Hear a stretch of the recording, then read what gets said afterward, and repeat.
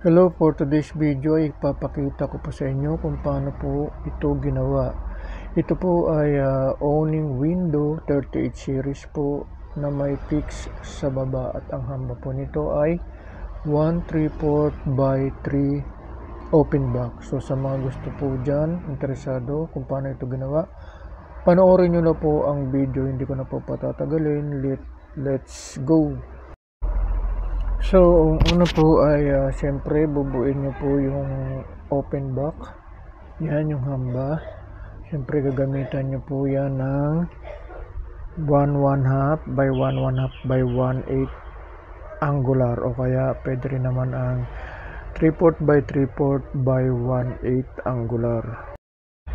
After nyo po mabuo yung open back, siyempre lagay nyo na po yung 1/3 by 3 na tubular para po sa fix, siyempre sa gitna, at depende po yun sa sukat ng inyong magiging fix. So doon nyo po ilalagay ang 1/1/2 by 1/1/2 na bracket, o kaya 3/4 by 3/4 by 1/8 po na bracket.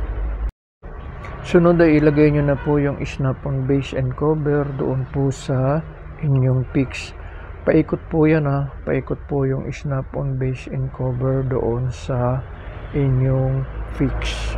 Naman po ay siyempre susukatan nyo na po ang paglalagyan nyo ng owning para mabuo nyo na po yung perimeter frame tulad ng nakikita nyo. So siyempre lalagyan nyo po yan ng 1/1/2 by 1/1/2 na 1/8 angular sa mga kanto.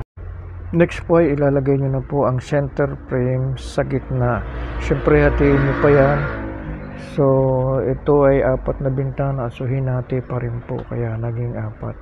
Igigitna nyo lang po yung center frame.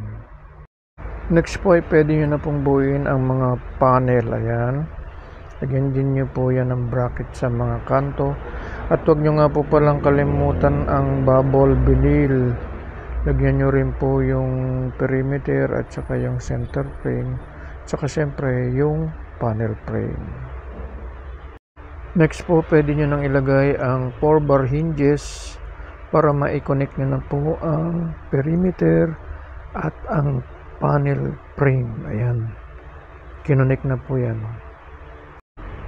Next po ay ilagay na po yung cam handle at siyempre ang molding. So ayan na po siya, buo na. So ayan na po siya, salamin na lang ang kulang. Ganyan lang po ang pagbuo ng 38 series owning window na may fix at may hambang 1/3 by 3 open back. Maraming salamat sa panonood. Bye bye.